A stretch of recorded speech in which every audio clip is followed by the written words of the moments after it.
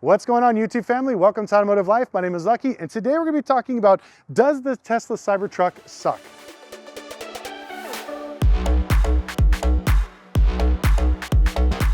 So 4 years ago, when Tesla announced they were coming out with the Cybertruck, it made worldwide news. Half of it was positive, the other half was negative. Now, I know looking at this car, it looks like an 8-year-old designed it with a crayon and a ruler, and the only thing uglier than this design is the sweater that I'm wearing, but that's okay.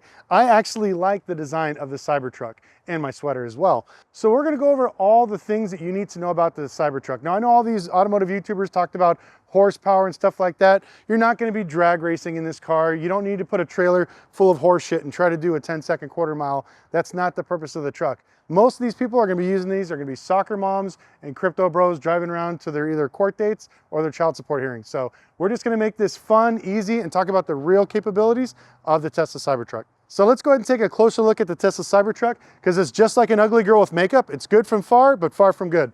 Let's check out some of the panel gaps. Now, the doors don't look too bad. Everything looks pretty seamless. We'll give some B-roll shots of there, but I do want to recognize the front here. You can see that the panel gap is kind of off a little bit, and the fit and finish is kind of loose and sloppy like your mom. And so I don't really think that spending over $100,000, you should have that. But I know that the stainless steel procedure that they did to make these body panels are kind of a new technique. That's why a lot of this stuff, once they get hit, it's under tension, it's going to pop out. So I'm more worried about what's going to happen in 5 to 10 years when you have to fix these things. So for all you young people that don't remember the DeLorean, it was all stainless steel, but the problem was the second you put a dent in it, you would pretty much total out the whole car. Now remember, insurance costs are rising because EVs are super hard to repair. So I want to see what happens when these things get hit. Now I know there's a bunch of videos out there showing these things getting smacked and ran over and shit breaking, but I'm really interested to see what's going to happen in the next 3 to 4 years. So let's go ahead and check out the front to see how usable this thing is, because I've heard a lot of people have negative reviews about it online. Not much space, but let's see here. Crawl my fat ass inside.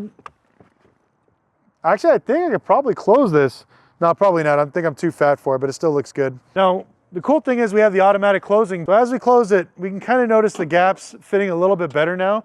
So I don't know if it's because of the automatic trunk, but if you come over here to my beautiful smart car, it almost has the same panel gaps as the actual Teslas. So let's go ahead and check out the bed, because every truck that has a bed is probably going to be used.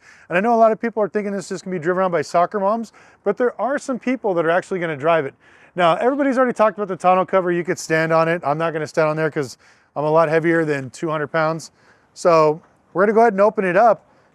One of the things that I really liked about this, now, it's not a crazy amount of space, but it's actually a decent amount of space to put your stuff in. I like how it's already got a plastic liner in it, but probably the thing that I love the most is the actual power outlets here on the side. So if you're doing any type of construction work, you want to plug in your tools, or my favorite, you have the 220 here so you can actually jumpstart another dead EV, which is hilarious. But one thing that I noticed that nobody else has mentioned in these videos, if you actually come over here, you could see the glass window, right? Now, I'm going to go ahead, I'm going to close the tonneau cover, and I'm going to show you the reason why this is a big deal once we get inside. Now, one thing I noticed is as you have the tonneau cover down, you know, people say, oh, you can't see, but you have your camera. But what happens if you have your tools, maybe some of your equipment in the back of the truck? Now that the tonneau cover is fully extended out, there's nothing protecting this glass. So if you were to slam on the brakes and you had some of your gear back here, it would basically run up against the wall and possibly break the glass. I thought there'd be some sort of barrier between that and the actual tonneau cover, but there's not. And I know this is the only video you're going to see that in. Now, one thing actually pretty cool about this truck is it has a lot of cool stuff from Unplugged Performance. We have these aftermarket wheels that actually look really sharp. I actually had the same honeycomb wheels on my Audi R8 and my Lamborghini. And the same thing with these carbon fiber fender flares. I think it's a nice offset to kind of match in the black with the red. So not only do you get to look at a Tesla Cybertruck, but we're actually reviewing one that's very unique. So why take some random YouTuber's opinion on the Tesla Cybertruck? Let's go ask a random person. Excuse me, sir. I'd like to get your opinion on the Tesla Cybertruck. Do you think that this will depreciate faster than the actual Tesla stock? Is this what our friendship has become? I've just become a random stranger? Yeah, I just figured you just walked up in my yard. It's okay. Totally not planned.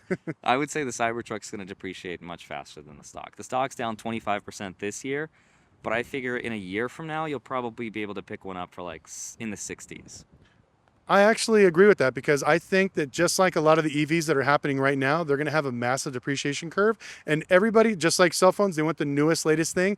I believe that Tesla Cybertruck is going to have a big issue with resale. And I think that this is probably going to have a 40% drop in vehicle value in the next year and a half. So what you're saying is YOLO all in. Yeah, just YOLO it all on Tesla stock. Go for it. Got it. Thank you, random sir. I appreciate it. Thank- Now, I know I make fun of all the Tesla fanboys all the time, but I really do like the Cybertruck. I was actually pretty excited about it when it first was announced, but unfortunately, I think the fact that it took so long to come out, it kind of festered people in a bad way.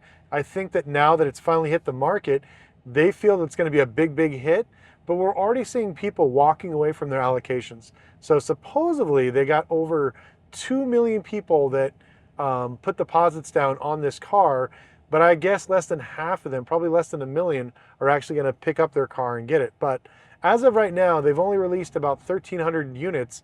I don't even know how they're going to put out 1 million Cybertrucks. So it'll be definitely interesting to see. I think with supply constraints and the fact that they got to build these things a certain way, I think it's going to have a lot of negative feedback when it comes to pushing these units out, because a lot of the people keep complaining about the exact same thing, which I've made fun of in a few of my comments, was the fact of the fit and finish. You know, you're paying $100,000 for something like this. You'd expect, you know, a little bit better build quality. So one thing pretty neat is the actual ambient lighting. I didn't really notice it too much until we actually drove into an underpass, but it's very cool. Obviously it's something that Tesla has, but I think it's a nice feature. So I like the fact that the ambient color is green, because always remember this: if you can't afford gas, you should definitely buy yourself a $100,000 EV. So I've been driving the Tesla Cybertruck for about 30 minutes now, and I want to try to put all my feelings into 1 minute. Now, I love the fact that it has a real horn, because idiots have been like literally cutting in front of us here on Las Vegas Strip, so I had to use it. It does get a lot of attention. I was surprised about that. Also, you can notice the camera swaying back and forth. The second you take your foot off the accelerator, this thing bogs down very, very quickly. A lot more than a traditional Tesla Model 3 or S. I don't really like it. Kind of gives you motion sickness. Another thing is the drive-by-wire is very smooth. I like the way it feels, but I don't have any feedback from the road, and I don't like that, because as I'm driving, I can feel the slope kind of pulling me one way or the other, and I'd like to get a little bit of feedback from the steering wheel.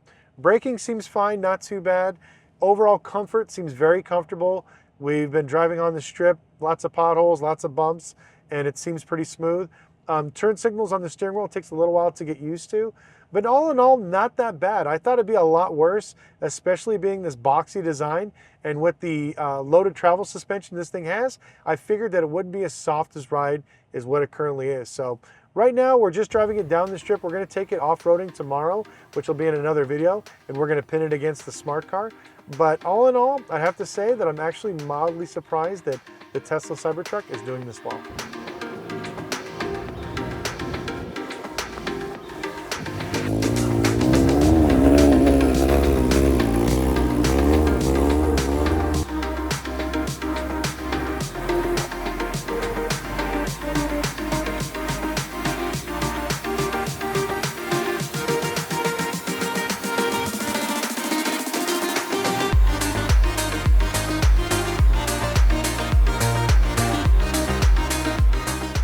So my final thoughts on the Tesla Cybertruck: does it suck? Now, it does have its flaws, a lot of issues, some build quality things, which everybody knows of. That's a big thing on Tesla. But the way it rode, the way it handled the steering with the four-wheel steering was actually very impressive. But I do have something that I'm sad to announce. After driving this, I'm actually going to cancel my order for my Cybertruck, because I actually expected a lot more. I think it was very overhyped. Not saying it's a bad car. I know a lot of people are going to be happy with it, but after driving this, I just didn't get that that wow feeling. Now, don't get me wrong. If you love this thing or it's your dream car, go for it. But for me, it just wasn't my cup of tea. Driving it around the Las Vegas Strip, not getting that feeling back from the road, and just, I guess, some other things, it just doesn't feel right. And I also think it has a really great place for anybody that loves EVs, that's looking to get their first EV, because to be honest with you, I thought this was gonna be mine, but unfortunately it's not. But before we wrap up, I wanna give a huge shout out to Dennis for driving all the way to Vegas to let us review this car. So we're gonna go ahead and interview him inside the car, because it's cold in Vegas right now, it's windy as hell, so we'll see you in the car. So this is Dennis, the actual owner of the Tesla Cybertruck. Thank you so much for letting me use it. What made you buy this? What made you basically want to, well, I know everybody put their $100 deposit, but what made you go all the way through with purchasing the car? Yep, so I've had all the Teslas so far, the Model 3, the Model Y, S, and the X. Still have the X, but kind of in 2019, just like a lot of other people, I just threw that $100 down deposit and kind of hope for the best. And I figured future Dennis would worry about actually taking delivery or not, and got called up to take delivery and got lucky. And so I figured, why the heck not own a Cybertruck and be able to drive it and experience it. I love driving cars. I think I have like car ADD or a little bit of it, maybe not as bad as yours, but I love experiencing cars and new things, so I figured, why not? Do you feel it's worth $100,000? Definitely not, unless you're like a contractor, someone that can use it as an advertising piece, like a local plumber or something, real estate agent even, 100%. Or a YouTuber doing some well-connecting stuff, because like I said, we actually met through this Cybertruck, which is really cool. But before we go, can you tell everybody like how they could find you? And like I said, not very many people were very cool about sharing their Cybertruck. People actually were trying to charge me money to do a review, and he actually reached out nicely. I'm gonna be in Vegas, love to hook up, let's collab. And so I want to share your stuff with everybody. So how can they find you?